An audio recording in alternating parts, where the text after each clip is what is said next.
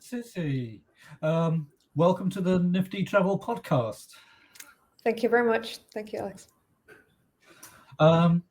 You're welcome. And one of the first things I like to ask is about your earliest memories of travel. Earliest memories of travel. Well, I don't know if it can be called travel because when I was 8, we moved to the US. So that's the earliest memories I have of being abroad and living abroad. Before that, we traveled. We did some road trips to Italy, to Austria, etc., with my family. But the let's say the most impactful memories that I have were from living abroad the first time. Did that give you a clue to what you would do later, or would you say it was just kind of how things were when you were growing up? I'd say that was how things were when I was growing up. I didn't plan what was coming. I didn't know what was coming, but for sure that was the spark for later working with intercultural affairs and traveling, living abroad, etc. Yeah, but another thing that's been very influential on you, of course, is languages. So was that something that you experienced very early? You know, you mentioned traveling in Europe, and of course that is well, you can't not be exposed to languages, I suppose. Yes. Yeah, and also because my father had a very international career, we often had foreigners staying at our home. So I was exposed to languages from an early age. I remember playing with a daughter of a colleague of my dad's, and she was from the Netherlands. I didn't speak any Dutch. She didn't speak Finnish. And somehow we communicated and we played together, and we're still in contact with each other. So that we had a long-lasting connection, but we had no language to communicate together. But of course, one thing massive happened to you when you were 8. I don't know if it coincided with your move to the US, but you mentioned getting a VHS recorder as an 8-year-old. Yes. My parents got a VHS recorder from a trip to Vietnam, I think, or Thailand. I'm not sure. And they brought that home as a souvenir. And that's when I fell in love with videography and with a camera, basically. Yeah. So, wow. So what did you see as an 8-year-old, do you think, from an observational, or was it just, I remember the first time I was just like, I'd taking pictures of anything. Well, what were you like? Do you mean what I saw through the camera? Yeah, I guess what so, I yeah. observed. Well, I think I was most interested in my surroundings and in playing Madonna. I mean, I did some home videos of just putting playback music and making videos, but I also did a lot of home videos with the camera. That was my surroundings, so that was what I filmed. And the first kind of documentary style content that I did was filming a baseball match in school. So yeah, I started documenting things in school and at home, and that's how it all started. Exciting. Yeah, got your interests early on. That's pretty unique, isn't it? It is.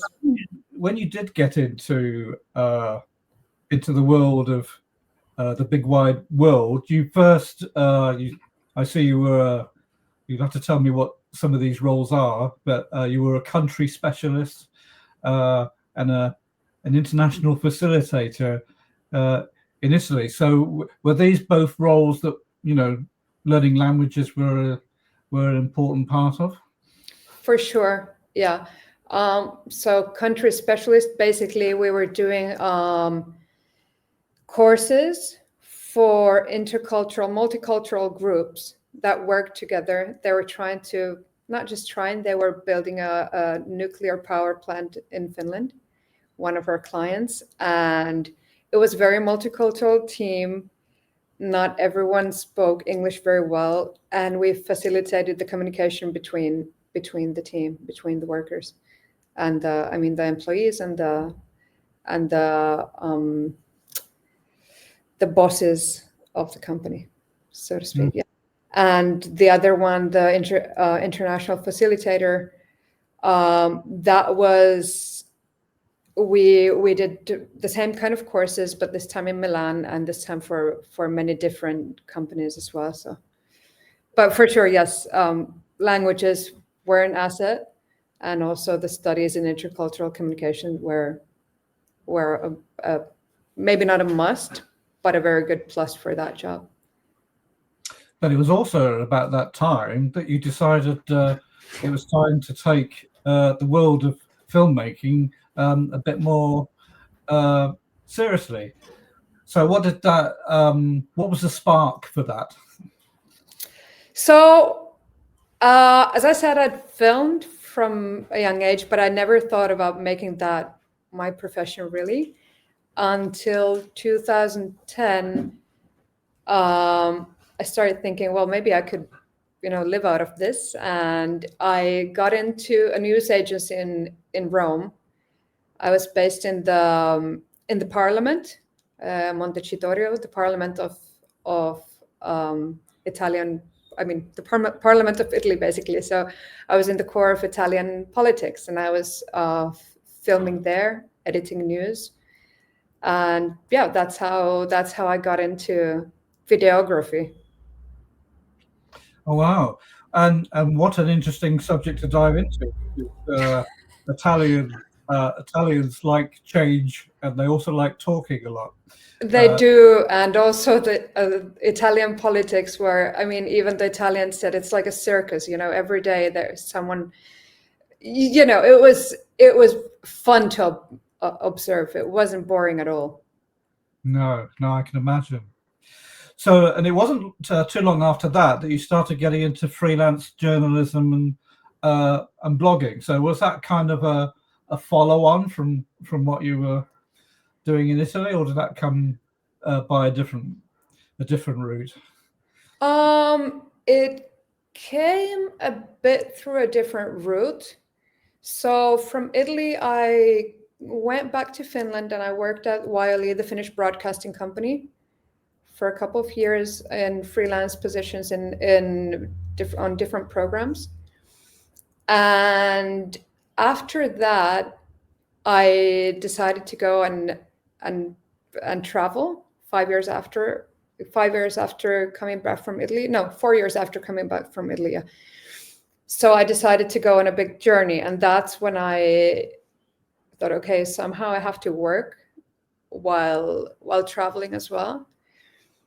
And that's when I also started blogging. It wasn't so much for work. The blogging part wasn't so much for work. It was more to just tell people what I'm doing, tell about the realities I get to see while I go, whilst I'm on the road. And yeah, that was the start for the blogging. That was more of a personal thing that then turned into a profession.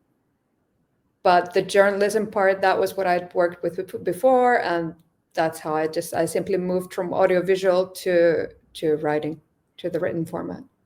Yeah. So how did you find the journalism and blogging? Because you identify across all the things that you like that storytelling is really important.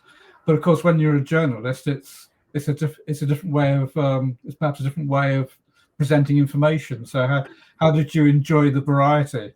I love the variety. I love writing. Though the difficult part for me in that was that I was in South America and Latin America, and I realized that Finnish journalism has gone very much to the direction where you have to have a Finnish aspect in the storytelling or in the story. Without that, they won't buy it. So it was easier for me to sell to foreign magazines non-Finnish magazines. I mean, I usually do write in Finnish, but that's when I also started writing in English, just because people would buy my stories more easily in the English-speaking world. So I do love writing, but it was a bit of a difficult journey, to be honest, because I had to sell the articles, right? I mean, I pitched the articles, and getting 9 no's out of 10 was difficult. So yeah, it required a level of resilience then to keep going. It required a level of resilience, and I was glad that people found my blog, and through that they asked me to blog for them, and for a couple of travel magazines and for a couple of brands. So I was happy to be able to be found as well, not just me pitching, but also to get work through what I was already doing. Right. So yeah, so you found other avenues. So that was clearly very useful. Now, I noticed a few words and phrases that kind of jumped out at me, sort of kind of describing your interests. So obviously, becoming a filmmaker has exposed you to both producing and directing. So is there a kind of did they complement each other, or do you find that it's a balancing act? It is a balancing act. I'd be very happy if I could just produce or just direct on a project, but because then I could just concentrate in one thing and not both. But I do love to do both, and also it's good to know how to do both, because you can't always, then you don't have to rely on other people, but you can just do it all yourself. So in that sense, I feel like the producing part, it's also very much like the pitching part, initially of an article, for example, of a story, and then of course money is involved. That's the part I'd love to skip and just have someone tell me, okay, I have this and this much, do your job, but I'm not that privileged, at least not yet. And so yeah, they do complement each other, but it is a balancing job as well. But it's good that storytelling is true across all the mediums, isn't it? And you talk about storytelling in a driven sense. Do you see it as being, the most important element? You can do all sorts of things within the medium, but the story is absolutely, you can't do without it. Yeah. Yes. The storytelling element for me is very important, and I am very character driven. I love people. I love to communicate with people. So when I find an interesting character, that's usually how the story begins to unfold as well. Yeah. Even though I've done travel journalism, it hasn't been about places. It usually starts with people. And yeah. Well, I suppose that's the beauty of traveling, in a sense, isn't it? One of the things you're bound to come across are other people, and they have stories to tell, I suppose. For sure. Yeah. I guess that I say that also as opposed to traveling where you go for adventures in the nature, or you go to visit, well-known sites, which also has its place. But to me, that I really appreciate the interpersonal connections when I travel. Yeah. And that's how I feel like I really learn about the culture, and that's how I feel like I'm somewhere else and not in Finland looking at a book of sites. Yeah, well, we can all do that, but it's not quite the same as doing as a real thing, is it? Well, that kind of nicely segues into something that's been extremely important to you in the traveling sense, and that is cycling. So people think of cycling in many ways, but you've taken it to a completely different level. So I guess we should start with how did you get into cycling, and what led you to use that as your sort of your predominant way of traveling from A to B? Yeah, I don't know if I ever got into cycling, but I just somehow ended up cycling. I mean, I did always cycle. I'm from a smallish village in Finland originally, and I cycled to school. So I've always used bicycle as my means of transportation. And, you know, we waited during the winter, we always waited for the snow to melt because I couldn't cycle if it was icy, if the snow was on the ground. So I'd always wait for spring to come and be able to get my bicycle. And that was a moment of, you know, joy and freedom for me. And then, yeah, then a friend of mine, he cycled through the US from east to west. And he always talked about the journey as something incredible, and that's something I wanted to do. And then while I was living in Italy, I also hosted a couple of friends of mine who cycled from Finland to Greece, and they stopped in Italy on their way. And so it was something that I saw people doing, but I never thought I could do that on my own. And then I had a very strong calling towards Latin America and South America, and I decided, okay, I want to go there by bicycle.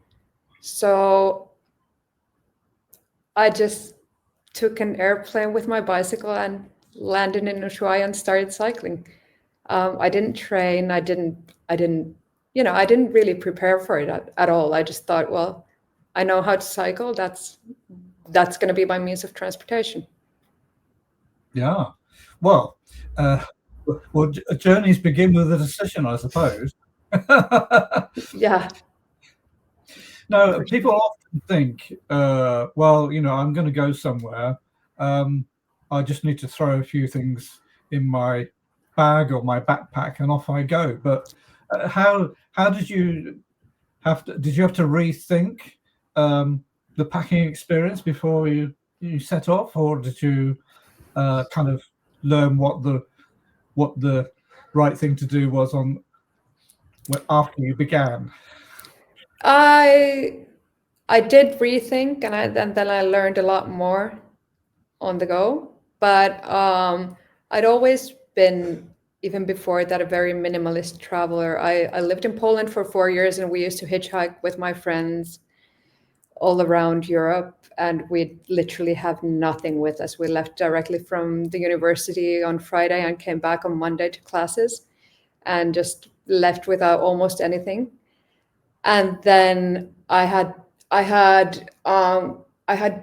walked the Camino de Santiago into that 2007, and you know, I just had a small backpack with me, and I kind of learned that I don't need a lot to change places. And so in that sense, I didn't need a lot, which you can't carry a lot when you're cycling either, but I didn't really know what I'd need for the cycling part. So that was all new. And so I did talk to a lot of, or not a lot, a couple of long distance cyclists before, and asked what were the absolute musts that I'd have to have with me. And then while I was cycling, I realized that I don't need a lot of the things that I had taken with me. I spent a lot of time, you know, trying to get everything perfectly in place with it before going, all the things that I have to have. And in the end, you don't need those. Not all of them, at least. I mean, some are essential, but not all of them. So, well, I guess on a long distance ride, you get to find out what the quality of your bike is like. Is it like going over lots of bumps or rough stones? What did you find out about your bike that you didn't know? I found out how to shift the gears. I had never used that bike before going on the trip.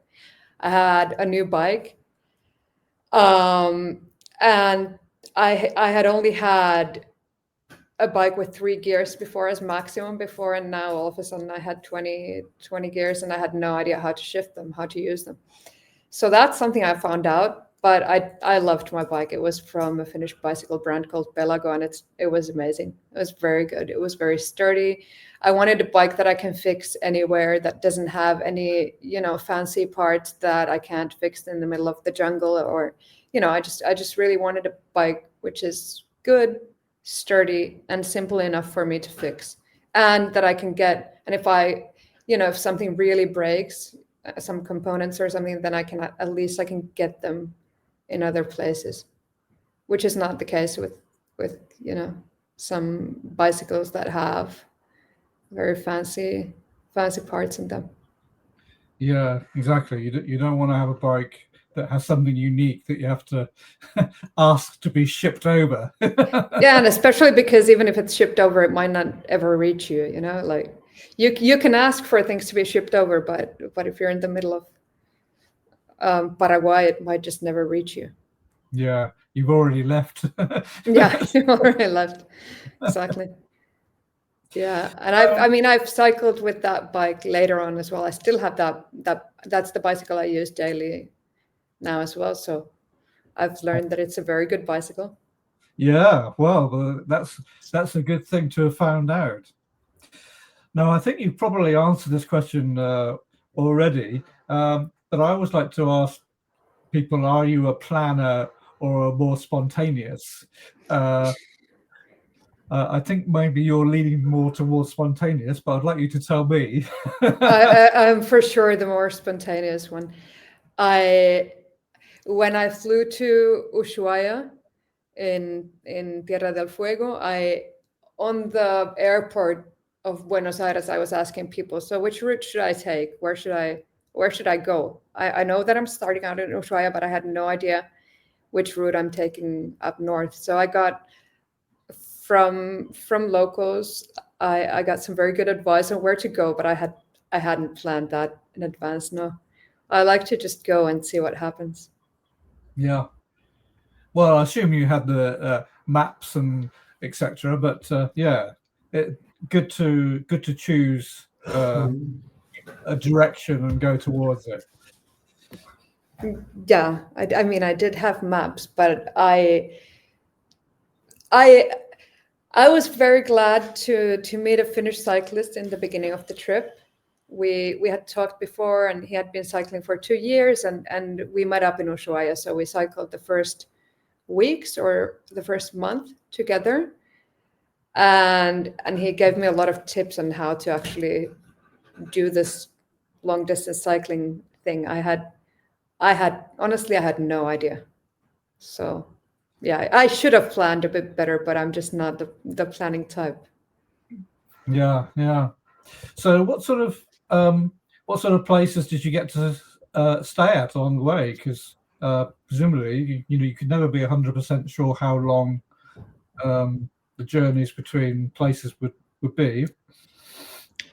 Yeah, I stayed, well, especially in Patagonia and Argentina, the distances are quite big between villages, and also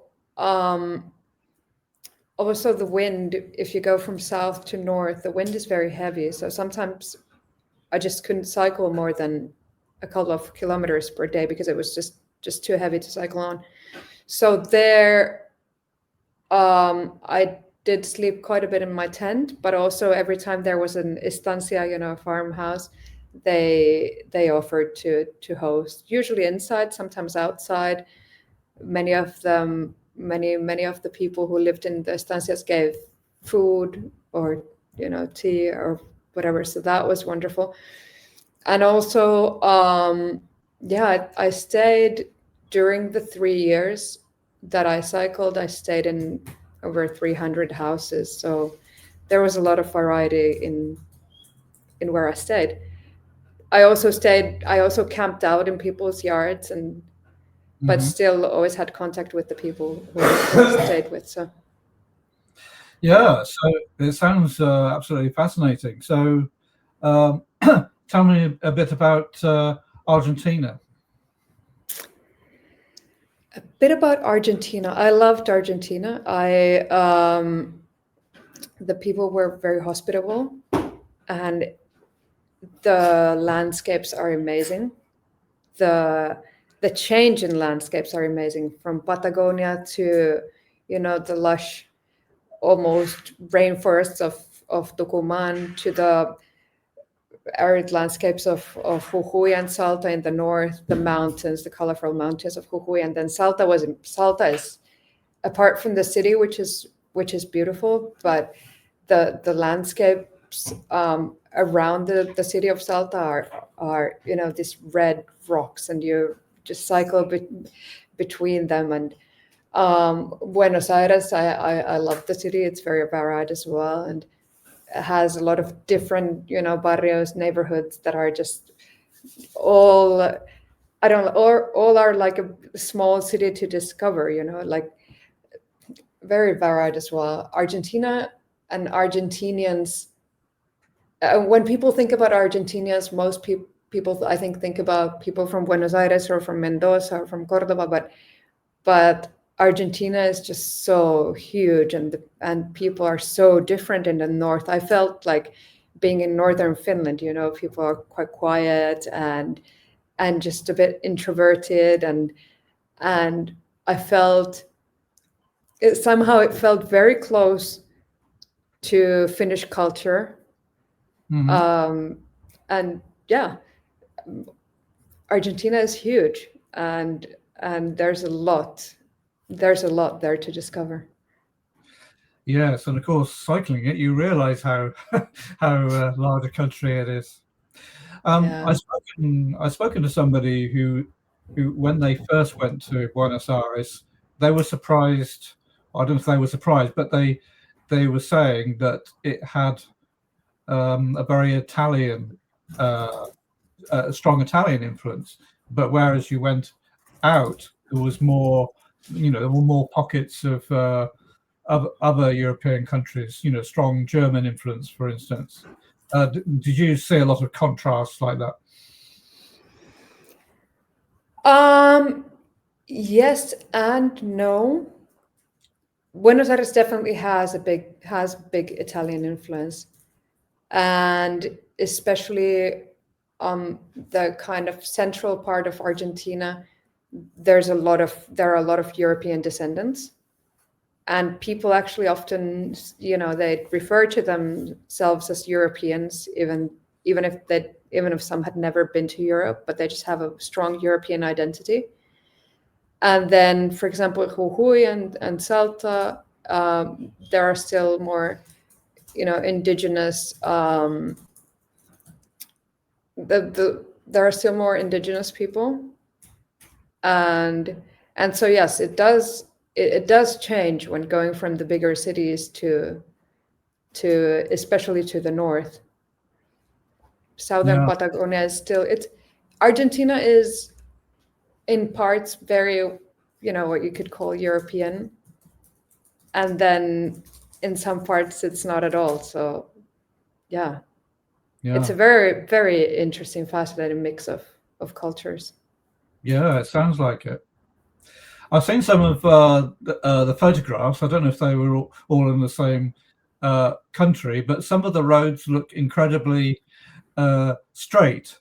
When you're on such routes, do you require like a different mindset almost to going on long rides? Well, I think it's very meditative to go on a straight road. There are people who say, "Oh, mountains are beautiful. You go up and then you see the whole landscape, and it's so beautiful." I hate uphills, so if I can be on a straight, flat road, I'm very happy. Some people ask me, there's a road called La Ruta del Desierto, the road of the desert in Argentina, and people say, "Oh, that's the most boring thing ever," and I thought it was wonderful. It was 6 days. I think I think it was 6 or 5 days. I don't know.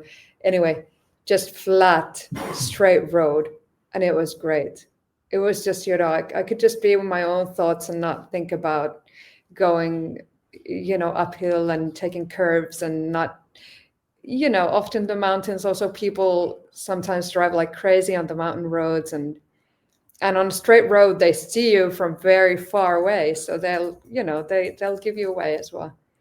So I didn't think it was monotonous at all. I didn't think it was boring at all. I definitely did love that. And the good thing is, if the scenery is not the best, there are not many tourists passing by, so people are very happy when they see a foreigner. Ah, right. Well, it's an opportunity to talk to somebody. Yeah. Yeah. Both ways, I mean. So I imagine going over long distances, you have to be able to cope with many different sort of climatic changes. You've got coastal, large internal plains might be very hot, and then, as you say, mountains can be a bit colder. So you kind of have to be able to sort of take the good with the more challenging. Yeah. When I started out in Ushuaia, it was snowing, and I had not counted on that. So I thought, okay, it's almost spring there. It can't be that cold. Gladly, I took a light down jacket with me, because without that, I don't think I would have been able to sleep. But yeah, and then of course Paraguay was something like 40 degrees, so you go from very cold to very hot, but you don't do it that fast. It's not like taking a plane and going to Thailand and getting all that, that moist heat, humid heat in your face all of a sudden. You just go kind of gradually, so you also get used to it, I think. But yeah, you don't have to. I mean, you can also always leave if you're not going to go to cold again. You can always leave the winter clothes behind, and get some more summer clothes and whatnot. But I was carrying basically everything with me. It's not that much though. Then you just put layers and layers and layers on top of each other, and that's it really. Yeah. Now, you mentioned that on your first ever journey, you had a fellow cyclist. So did you have times when you were going solo and perhaps meet a cyclist somewhere, and you say, well, I'm going this way, and you shared various sections? How did things turn out? So on that trip, we started out together. It was the same three-year trip, but we just started out together. We did have sections that we didn't, cycle next to each other, but we didn't have sections that we cycled days and days without being in each other's company. So I think it was 3 weeks that we cycled. I'm not sure, but it was something like 3 weeks that we cycled together. And we did do the sections together. We just didn't talk all the time. We barely talked because it was so windy. We couldn't hear each other anyway. So, but then it was nice to have someone to camp out with, and yeah, it was a nice way to get initiated to long distance cycling, because he knew a lot more about it than I did. So I got a lot of good advice for later on. Well, a friend of mine likes a lot of cycling, and he always tells me about if you're going in pairs, they take it in turns for someone to be up front, because it wasn't, if you were the second ride, it wasn't quite so windy. Yeah. And if it's more people, it's even better, because you can make the same kind of formation that birds do, like kind of this V formation. So then the first ones get most of the wind, and the ones at the back don't get almost any, which is great. But yeah, I don't think we really took turns. I think my friend just was in front all the time, basically. Also, because he'd been cycling for 2 years already. So I mean, his muscles were used to it, and so he did me the favor of kind of letting me go the easier way. Well, that's a good friend to have. Yeah. Definitely. So you were saying you got to stay with different families. So that must have been really fascinating. I see you take lots of pictures of different people living in different places. Did you, I guess you were coming across people who didn't really wander very far. They were, perhaps, you say some of them were farmers, and perhaps they weren't great travelers. So they were perhaps they were interested in you as you were about them. Yeah, I stayed with some people who had never gone to the nearest bigger village, which was 10 kilometers away. And that to me was, as someone who has always moved from place to place and who has, always had people from other countries over, that was exotic for me to hear that someone had never been 10 kilometers away from home. And also, and there was this one family, when people say, well, the internet is very democratic and it reaches everyone, and there were families that I stayed with who didn't have internet and had never had that, because also, especially in Argentina, there's just the internet doesn't reach all places, so there are places where you cycle for a week maybe, and you don't, or at least days, where you just don't have any signal. Yeah. It just doesn't. Yeah. So that, yeah, I mean, they were very interested as well in who am I, but it seemed like I'm an alien, and it was, I can't even start to explain that I'm from Finland or that I'm from Europe, because it just doesn't, there was no connecting ground for them for where I'm from. So it was more of a, just an interpersonal exchange between people, and not really telling about my country or what I'm doing. And often it was easier also if I said, okay, I've been cycling, I don't know, if I was in, Brazil, and I said I'd been cycling from Argentina, it just, some people didn't really grasp the distance, but if I said I'd cycled from the next big village here, it was like, wow, really, you've done 30 kilometers by bicycle. Yeah. So it was very, very interesting too. It was very eye-opening for me as well too. Yeah, because these are the kind of stories that I would hear from my grandparents. Oh yes, I used to know people who never left their village. But I can see it must have been, quite an eye opener. Yeah, and actually, I'm not now.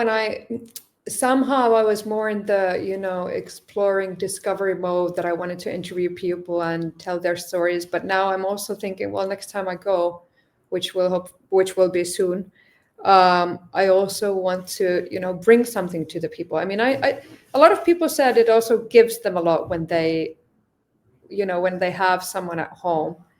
So it wasn't just a one way, give it to me and I give nothing in return, but I'd still like to think more about what I can actually give in return and how to people.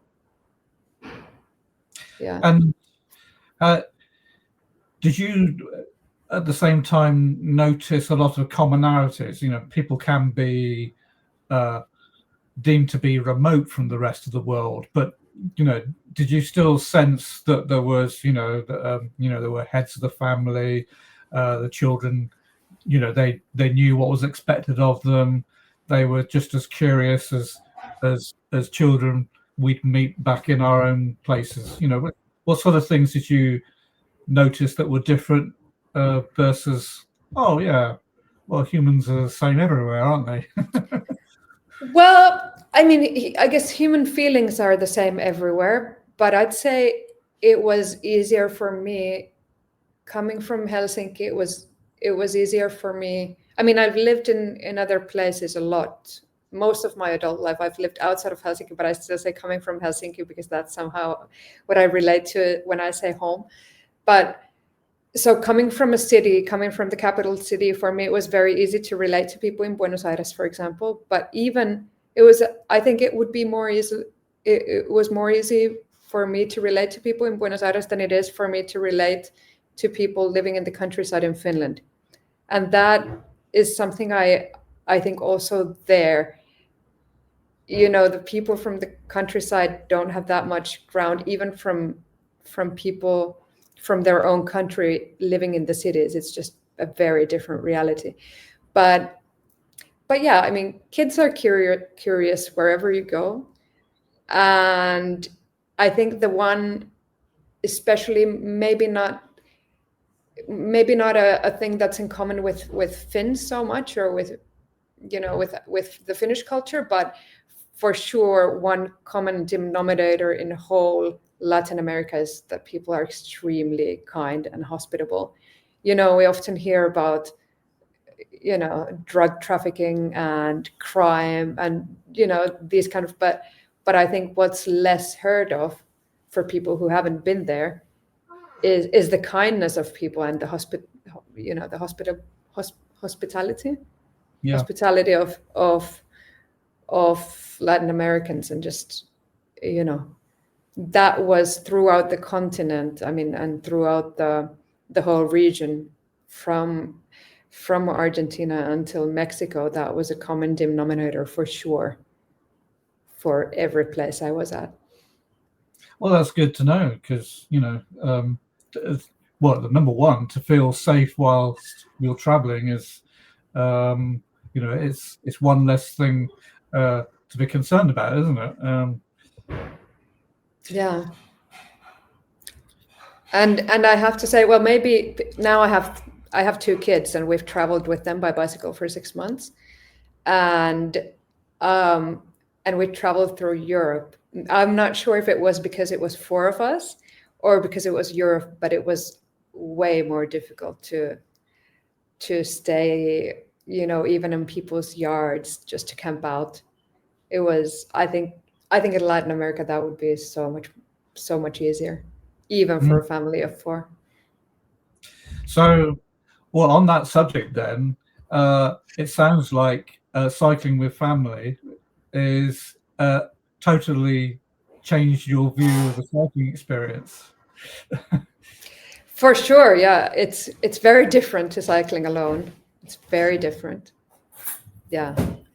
It's when you cycle alone, you can basically do whatever you want, whenever you want.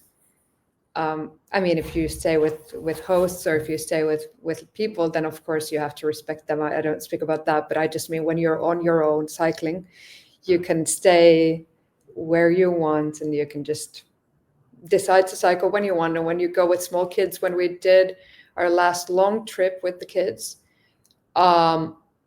one was 1 year old and the other one was 2.5. So we had to cycle when they had their naps, and we had to stop when they needed to play, and basically, it's all the time. You just have to make a lot more stops and think about them. It's not really about. I mean, it's not about you anymore at all. It's basically you're doing it for them, and that took some time for me to accept.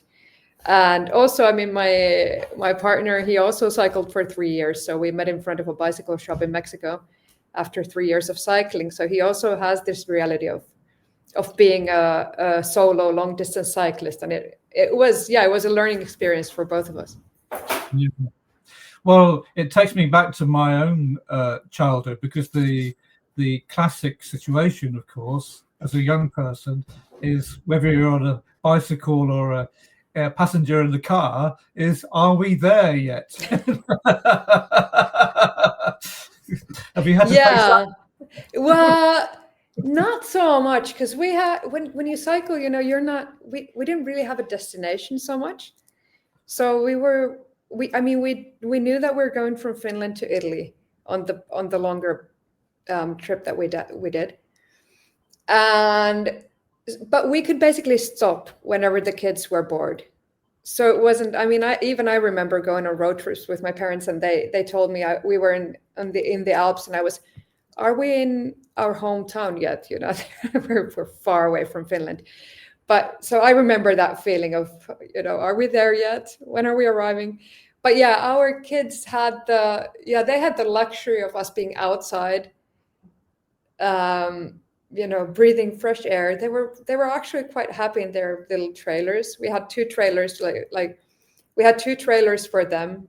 If we had just one, it would have been impossible. They would fight all the time. But we had 2 trailers, so they both had their own trailers. They had, music and stories and books for coloring and all those things in the trailers, and then we just stopped. We often stopped for, if we saw a playground, we always had to stop. They wouldn't pass a playground without us stopping. So they got to play a lot. They got to be outside a lot, and yeah, that was now that we've been quite stable for quite a while. They're asking, when are we going to go and cycle again? When are we going? When are we going to cycle again? Because they loved it. Yeah, you've clearly you've started something for them. yeah, and also it's interesting because every time we did find a host that would host, on couch surfing or warm showers, which is kind of couch surfing for long distance cyclists, when we found a family, especially who already had kids, it was wonderful. They would just play with each other, and they had a lot of social contact as well with people, and they really did love it. Yeah. Great way for them to learn about travel, because as you, well, I'm sure you'll say, it's transformative, isn't it? The travel experience. It is, and one thing, I mean, we want to show them the world as well, and now it's a bit more. Now they're in school. We live in Spain. They're in a school in Catalonia, and so now we're studying about homeschooling, or what we're calling bike schooling, but we're studying about how to actually go and travel with them again on a long distance journey and do the educational part as well. So that's going to be one more thing to juggle on the next trip. Yeah. Oh wow, that should be interesting. So as part of your journeys, of course, you get to experience, whether it's Argentina or any of the other countries you've been to, you get to experience both the modern cities, but also very ancient things. Do any sort of experiences stand out where you thought, wow, they did that 4,000 years ago or whatever? So yeah, the thing I said about not really going to sites, I have to admit, I was in Peru, but I didn't go to Machu Picchu, for example, and I didn't in Bolivia. I didn't go to Salar de Uyuni, which I would have actually loved to, but I just didn't take that route.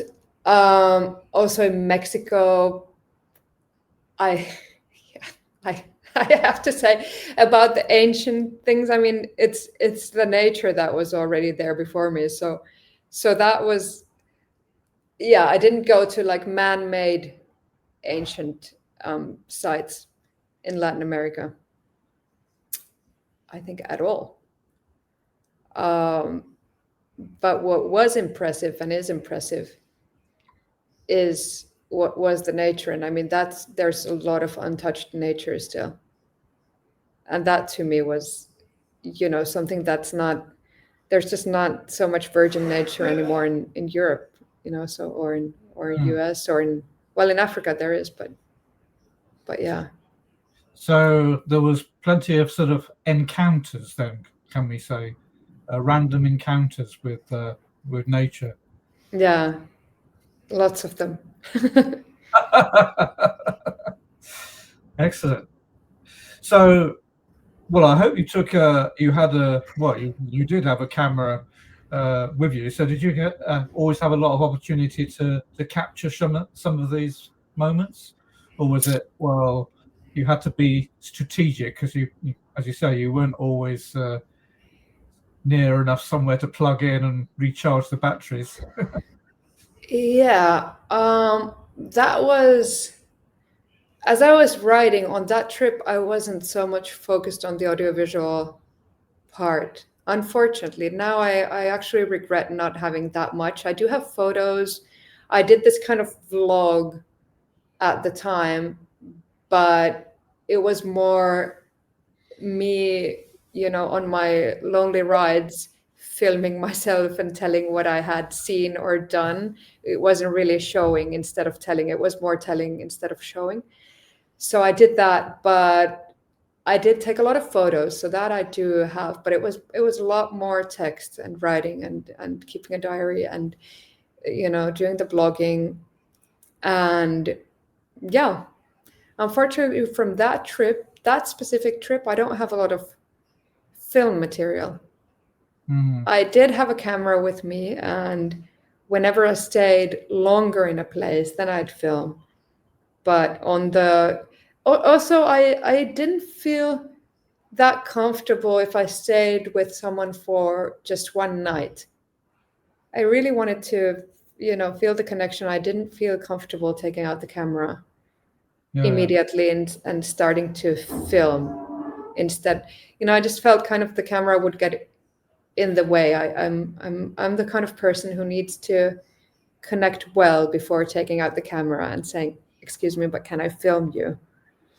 And on the other hand, it would be interesting to kind of see the moment of going to someone's home and seeing, that kind of first encounter. I think that would be super interesting to see. I wish I'd do that, and maybe I will next time. Also, from the journey from the trip that we did with the kids from Finland to Italy, then we filmed a lot more because it was also, my partner would be socializing or would be with the kids or would be putting up the tent, and I'd have more time to film as well. So from that we have a lot of material. But yeah, when I was alone, I didn't film that much, no. Well, a reason to go back. Yeah, definitely. Yeah, definitely. Now, you mentioned that there was some, many South American countries have indigenous communities. What impressions did you have of them and their identity? Did you have a sense that maybe they were living a lost way of life that, say, you and I have, we kind of, I think of the sort of the history of England, it's changed so much over the centuries that we've kind of, it's like a layer of clothes that we've shed. We've not really. We used to be a much greater collection of lots of small communities. Now we're just one big country. Did you have a sense that, here's something that's it's still here from a long time ago? What could I say to that? There is for sure, and I through local stories, I definitely do have that feeling, but I didn't stay with an indigenous community. I stayed with people who identified as indigenous, who lived maybe in a different village now. I mean, I just I'm following this one person on Instagram who's in Kenya right now, and he's been staying with the indigenous peoples in the forest, and I didn't do that. So I didn't, even in Colombia, I didn't stay with indigenous peoples in the forest, nothing like that. But I did stay with people who had very strong indigenous roots, and of course through their stories and through. Okay, well, in Argentina, I did stay with a family. It wasn't a big, it wasn't like an indigenous community, but I stayed with a family who were of indigenous descent, and they told us the stories of how, Europeans came, and they showed me, where this big massacre had happened, and their ancestors were, buried in those places. But I'm not a specialist in that. I'm not an indigenous anthropologist, so I'd be very wary also to answer that question with the little expertise that I have. And yeah, as I said, I didn't stay with indigenous communities on the trip. Mm-hmm. I didn't go to very. I mean, I was in kind of remote areas because some places are just very remote, but I didn't deliberately look for like remote people, you know what I mean? So I didn't.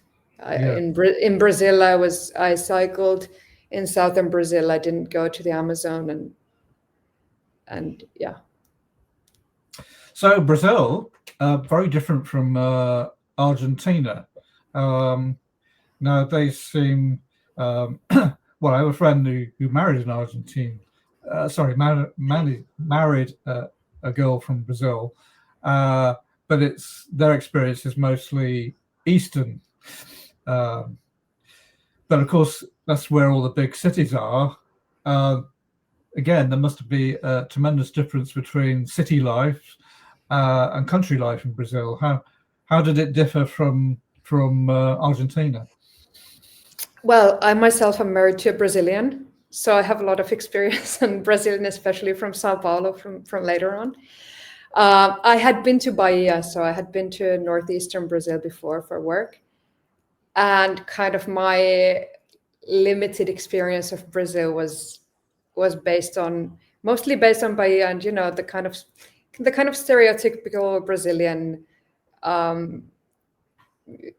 image, So I mean, of course, I knew a lot more about Brazil, but it was still, I thought, I didn't realize the huge European influence that Brazil has, and especially in the south. It's people who have come from Germany, who have come from Austria. The buildings look like you're in the Alps, and the names of the villages are, Blumenau, and they're very German, very, very Austrian. Whereas in São Paulo, for example, there's a huge Italian minority. I mean, Italian influence and Japanese influence. But I was very surprised because so I cycled through the three southernmost states, and that's very European. I really felt like I was in the Alps. Wow. With some like kind of rainforesty vibes also, but even the local dances, they look like Finnish humppa, and it's a huge country, and there's so much culture in there, and so it's very Bahia is so different from the south. And and since I had been to the northeast, I had kind of created this image of what Brazil is, and I was very surprised cycling in there that it's just nothing like that at all.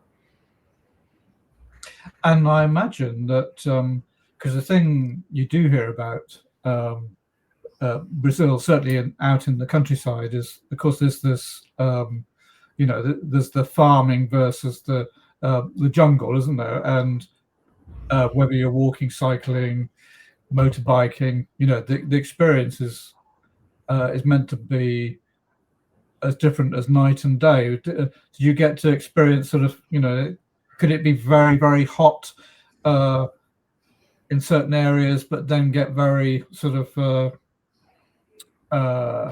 different in jungle?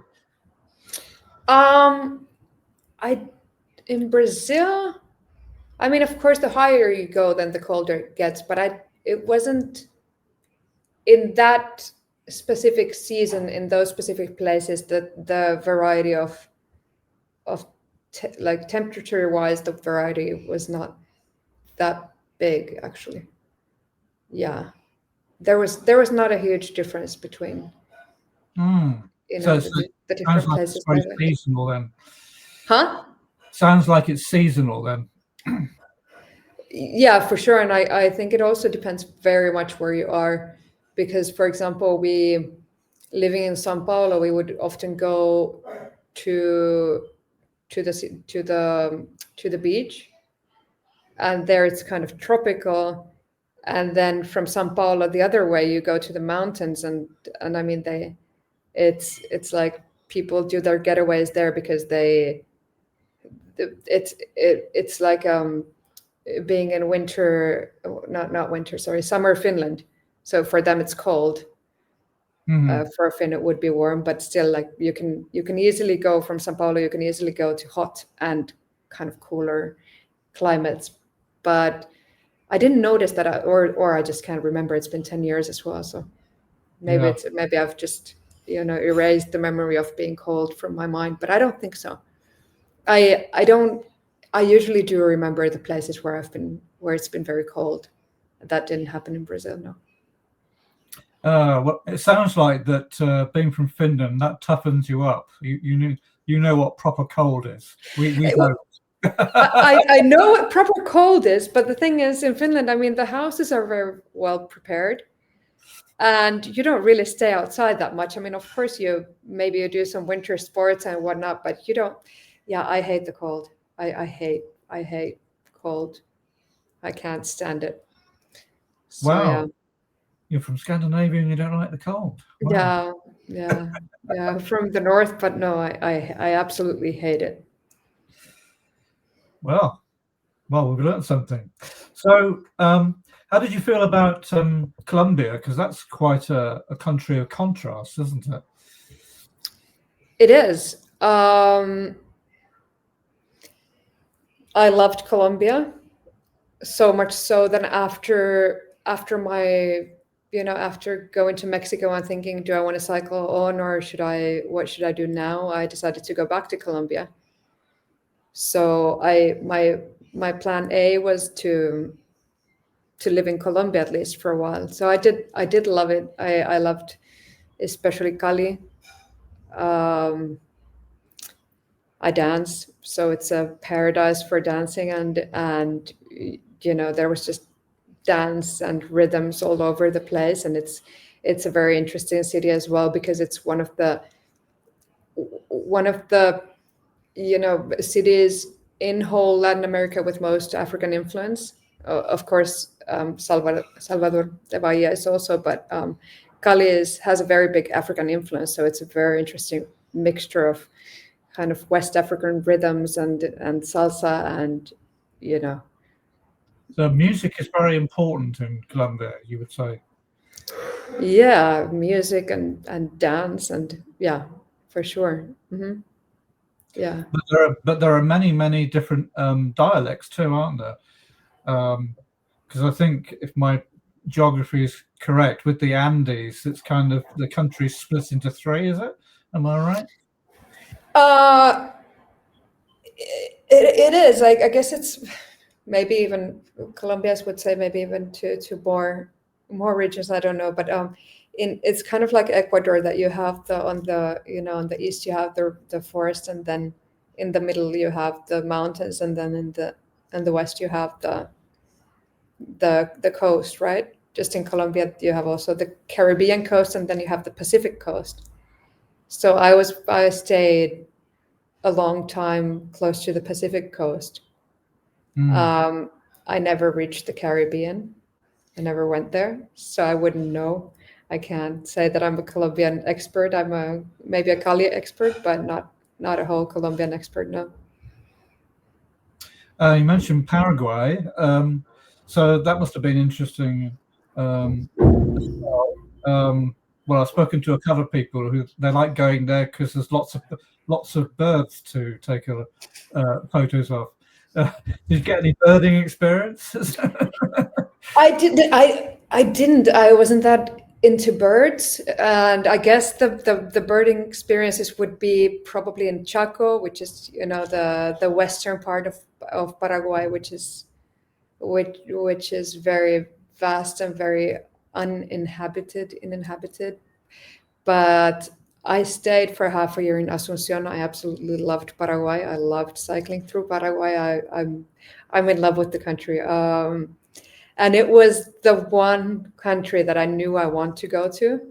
The rest was kind of, I mean, also Argentina, but Paraguay was something I didn't know anything about Paraguay, or very, very little. It's not a touristic destination. People often go to Brazil, they go to Argentina, they go to Bolivia, like there are these certain places that people like to go to. And somehow I was fascinated by this like kind of black hole. I'm sorry to all the Paraguayans, but that's what it seemed like to me. Kind of this black hole in the middle of South America. So I really wanted to discover what's that all about. And I absolutely loved Paraguay. The people there were amazing. The culture is very interesting. It's one of it's basically the only country where most people still speak an indigenous language. They speak Guarani and not Spanish, not Castellano, and it was just it was this such an interesting mix of cultures and kind of past in the present. That was, yeah, it's amazing. And I mean, Paraguayans are just absolutely lovely people. Well, it sounds like it made a really big impression on you. You know, because sometimes what we expect a place to be, it doesn't always turn out that way. But it sounds like it did, and a whole lot more. Yeah, to be honest, I didn't have a lot of expectations either, because I just didn't know. I thought I was kind of. It was a strange day when I crossed the border between Brazil and Paraguay. I really didn't know what to expect. So yeah, it surprised me very positively. And also Asuncion, it's kind of like this small village, but at the same time it's not. There are a lot of people living there, but it just seems like this little village, and there's a lot to discover. There's just a lot to discover. Yeah.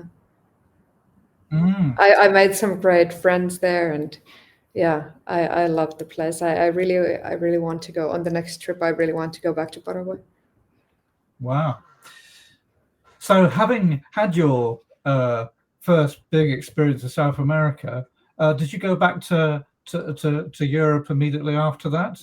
And having done that, did Europe suddenly seem a little different from the Europe that you'd left from? So after Mexico, I went back to Colombia, and then I went to Brazil. As I mentioned, in Mexico, I met my now husband. So I ended up in São Paulo then. And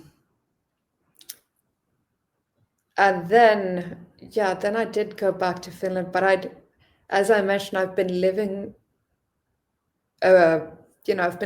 living outside of Finland most of my adult life, and I've also lived in Africa, and so I didn't really have that reverse shock. I don't think I had, like, I feel like I kind of knew what to expect, and I got what I expected as well. Finland is very different from Latin America. That's probably obvious even if you've never been to Finland or Latin America, but just thinking about like this cold Nordic country, and then this, open Latin cultures, which is a stereotype, but it is true to most part as well. So I kind of knew what I'm going back to. Yeah. Well, that's the beauty of perhaps traveling a lot. So, do you see yourself as nomadic? No, not at all. I No? love. I see myself as someone who loves to be immersed in cultures, but and to explore and to to discover and understand, and I definitely love. I think I have to move to places to do that, and also for my work I have to do that. But I love to have a home to go back to. I don't think I could just pack all my bags and, well, this is actually a next trip's challenge that I'm still figuring out, because I don't like to just pack everything or sell everything and go full on nomad without having any place that I can call home. I can't say my bicycle is my home or my tent is my home. Like I feel like I have to have some stable place. So in that sense, no, I don't feel like I'm nomadic, but I don't have trouble in staying away for 3 years and moving. That's for sure. So yeah, semi nomadic maybe. Yeah. Well, variety is a spice of life, as I say. For sure, yeah. So how have all your journeys influenced, your professional life? Have you seen like a progression in yourself and the sort of work that you like doing? Does meeting people and looking at different subject matter, does it affect your work in that way, or do you feel no, I have specific projects and I've been asked to do it this way? No, for sure it has affected me. And okay, you asked before about if going back to Europe, if something changed, and for sure the way of life of dedicating your whole life to work, that has changed. I love my work, but I definitely also don't consider that my work that my whole identity is what I do for work. And so that's one thing that has changed. I've realized I don't want to be in this 9 to 5 thing anymore.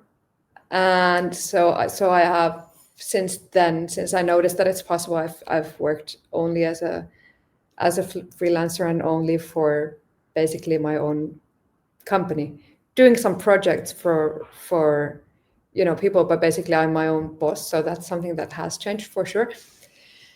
And also, I think I can even more understand different audiences, different people. I can direct my message to different people even better than I could before. And for sure, I mean, I think I can't really say specifically what has changed in the way I like in the storytelling aspect, but I'm sure that all the experiences do contribute into how I tell stories now and what I want to show, and also what I think is meaningful. Like I do, I do want to do work that is meaningful, and not just for me, but for the world. But this has been kind of my guiding line since I can remember. So, I'm wondering what has actually changed. Yeah, and also I've worked as an intercultural consultant, and in the work for as an international or intercultural consultant, for sure, that, I mean, it all adds up. But how specifically, I'd have to think about that. I'll think about that. I will think about it. I'll write a LinkedIn post about it or something. Yeah. Well, maybe part of the answer is the name that you chose for your company. You saying how important meeting people is. So, in a sense, nobody is a stranger for long. Yeah, that's the goal, to strangers becoming your friends, and how to do that in this world, polarized world sometimes. It's a world that constantly changes, that's for sure. Now, in terms of it'd be good to sort of get your thoughts on how you think the state of travel is generally. You've enjoyed sort of an independent approach to travel. Is that sort of travel, other people that want to do something like that themselves, is that getting easier? What advice would you give to people who would like to do a lot more cycling like you have experienced? I think it is getting easier. I mean, in the sense that internet does reach almost, I mean, not almost all, but many corners of the world, and you can connect with people, and you can ask advice. You can, if your rear derailleur from your bicycle breaks, you can look up on YouTube how to fix it. You don't have to have a bicycle shop nearby. So in that sense, and I mean, I think about, there was this woman in the 70s and 60s who traveled, a Finnish woman who traveled by bicycle in Africa and South America, and I think about, that was adventurous. So nowadays, you have all these apps for hosting people, couch surfing and warm showers, and you have all these apps also for planning your route or seeing the altitude and seeing the, you can look up information if you want to, and so I think in that sense it's a lot easier than it used to be, for sure. And yeah, I think for someone who wants to go and cycle, I think there's a lot. I mean, there are a lot of people. Maybe I live in a bubble. I feel like everyone does long distance cycling, but there are a lot of long distance cyclists out there also to give information and who share their travels and their tips. And I'm also getting, like, after having been away from socials for quite a while now, I'm getting into that again. So wanting to share tips, and especially of traveling, doing long distance cycling with kids. So activating Instagram, so if someone wants to go and travel with kids, follow me. I'll be happy to share advice. a little ad in between here, but yeah, I haven't been on socials for a long time, and I just feel like I need to share this knowledge as well, because there's a lot there, and there are people out there who want to go and they don't know where to find advice. So yeah. Is long distance cycling an aspect of travel which not many people do even today? Well, see, that's what I mean. I think I live in a bubble, because if we host long distance cyclists. We're actually having a family of 4 coming over tonight for 1 or 2 nights, and we host people all the time now that we live in Spain. And so last week we had 2 cyclists over, and the week before that, I think 3 wrote to us. I mean, even this week we're going to have 3, I think, the family and then 2 others. So I feel like everyone does it. Then again, if you're not in the scene, so to say, then maybe it seems like something crazy, but I feel like there's a lot of people cycling around, and I hope there will always be more and more, because it's sustainable, it's ergonomic, it's ecologic, it's just good for the planet and good for your body and good for everything. And it's generally slower, and it's an opportunity to see a lot more, isn't it? Yeah, I mean, it's like the whole idea of slow travel. It's not just about traveling slowly, but it's also about the encounters that you have on the way, and really getting into the culture. So of course you don't travel from point A to point B, but you see everything on your way from point A to point B. Yeah. And it's really, I mean, it's a cliche, but it's really the travel that's the whole idea, and not so much the destination. I mean, people set a goal for themselves. I'm going to Colombia, or I'm going to Mexico, or I'm going to Morocco, or but it's not really about that. Like, even if you don't actually get there, I think most long distance cyclists would be happy anyway, just having the experiences on the way. So to kind of wrap up our chat, I'd like to ask you about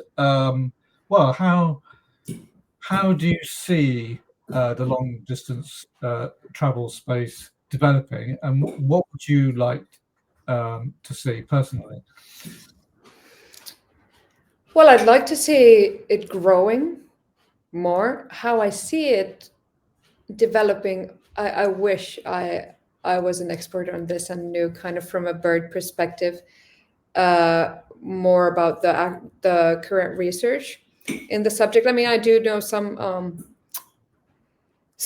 I do read research as well, and apparently it is growing a lot, and not just cycling, but slow travel in general. I mean, it's a trend that's been going on for at least a decade now, more, and it is definitely growing. And people always look also for kind of these authentic experiences, and I think that's the way it should be, because travel is not just about extractivism or exploiting the culture and going to, for example, to cheap places. I mean, it's obviously not that, but it's not just about going to some place and spending loads of money there and then, you know, going back to your home country, but also kind of when you do slow travel, you also see the impact of your travel on the people as well. So it's really an exchange. It's not unilateral. It's really an exchange between locals and the traveler. So yeah, and I mean the research says that people look for authentic experiences always more and more, and like true human connection, and yeah. And that seems to be your experience. You have many connections in all the places that you've been to. Yeah, and just to add, I mean, I know most people don't have 3 years, like they can't go for 3 years to travel or even for a month, but it's not so much about that. It's even if you have a week of how you interact with locals and what what the purpose of your trip is. I think that becomes more important when you really try to connect with the place and not go solely because it's warmer there than it is in Finland, which is basically the case wherever you go during January or February. But yeah. But that's always the case. I always thought, if I went somewhere hotter, that's how everybody feels. But people who live in hot countries like going to cold countries. So it's certainly very interesting. Well, Sissi, it's been absolutely fantastic having a chat to you. And well, good luck to your. You obviously got plans to do more cycling, and 2 young children desperate to go by the sound of it. Well, you're living in Spain at the moment, so yeah, you're certainly getting the world experience. Yes, thank you very much. Thank you for having me. It was very lovely to speak to you. Yeah, absolute pleasure. Thank you for joining me.